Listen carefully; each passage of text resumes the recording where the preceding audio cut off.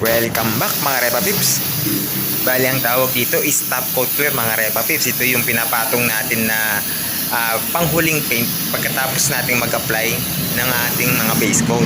So ito yung transparent na paint na ipinapatong natin sa ating mga project.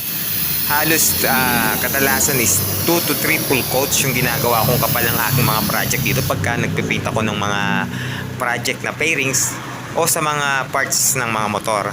Para sa akin is sapat na yung kapal na yon para kapag ka natuyo is pwede ko pa siyang ibab o pakinisin pa lalo at lalo pang kumintab.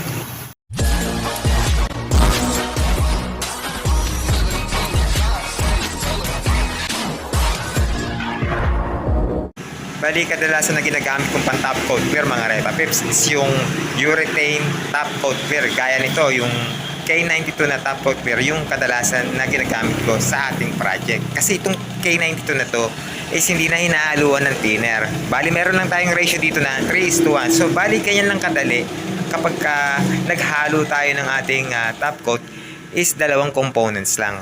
Isang catalyst, ito yung kanyang catalyst o yung tinatawag na hardener at saka yung kanyang base clear coat lang mga repaps.